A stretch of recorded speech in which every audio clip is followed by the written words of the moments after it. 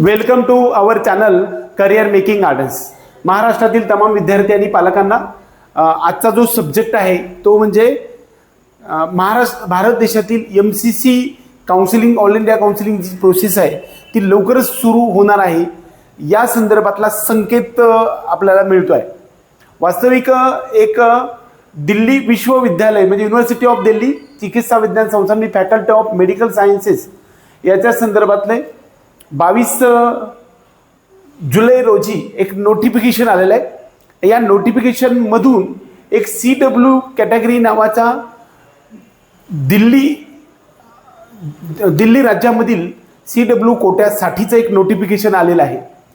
CW Kota जो आहे तो जे विडो असतात म्हणजे जे काही देशावरती आर्मीमध्ये काम करणाऱ्या, डिफेन्समध्ये काम करणाऱ्या लोकांच्या ज्यावेळेस धारातीर्थी पडतात त्यावेळेस त्यांचे जे काही विधवा असतात त्यांच्यासाठीचा एक सेपरेट कोटा दिल्ली विश्वविद्यालयामधून म्हणजे युनिव्हर्सिटीमधून हे होत असतं। आणि ही प्रोसेस मात्र आपल्याला MCC ऑल इंडिया कोट्यामधून होत असते आणि त्याच्यासाठी अप्लाय करण्यासाठीचं एक वेबसाईट दिलेली आहे। वास्तविक हा टॉपिक आपल्या महाराष्ट्र राज्यासाठी उपयोगाचा नाही, परंतु याच्या आधारे आपण काउन्सिलिंग प्रोसेस MCCची सुरू होणार आहे त्या संदर्भातले संकेत आपण पाहतोय। वास्तविक 1-2 दिवसाच्या पूर्वी वगैरे MCC नीट UG 2026 MBBS BDSचे ॲडमिशनसाठीची जी वेबसाईट आहे ती ॲक्टिवेट झालेली आपण पाहिलेली आहे।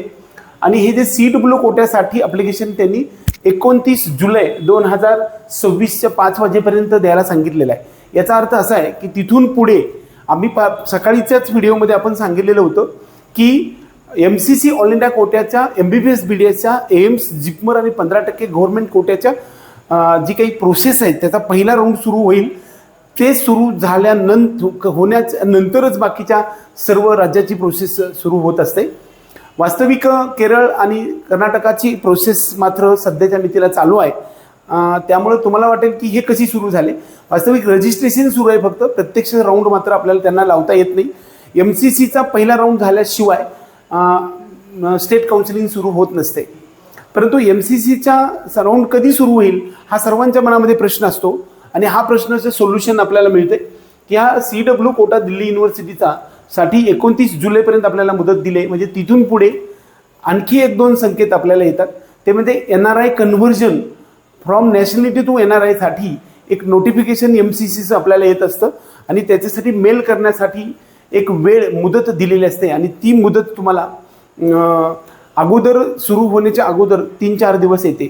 म्हणजे 29 तारखेपासून पुढे 3-4 तारखेपर्यंत किंवा 5 तारखेपर्यंत त्याचं नोटिफिकेशन येईल आणि आपल्याला 5 ते 7 तारखेच्या आसपास आपल्याला संपूर्ण MCCचं शेड्यूल 4 महिन्याचं कसं असेल ते आपल्याला येईल, 4 राऊंडचं कसं येईल या संदर्भात आपल्याला येणार। त्याच अनुषंगानं NMCचं पण एक शेड्यूल आपल्याला मिळत असतं की त्या शेड्यूलमध्ये स्टेट काउन्सिलिंगसाठी डेज दिलेले असतात की ऑल इंडिया काउन्सिलिंगचा पहिला राऊंड या दिवसामध्ये तुम्ही कंडक्ट करायला पाहिजे आणि या दिवसामध्ये तुम्हाला स्टेट काउन्सिलिंगचे राऊंड कंडक्ट करण्यासाठीची एक नियमावली किंवा डेज दिलेले असतात। हे शेड्यूल त्यांना फॉलो करावं लागत असतं आणि ती सर्व प्रक्रिया निश्चितच 5 तारखेच्या दरम्यान सुरू होईल। 5 ते 10च्या दरम्यान आपल्याला सर्व प्रक्रिया सुरू होईल असं वाटते।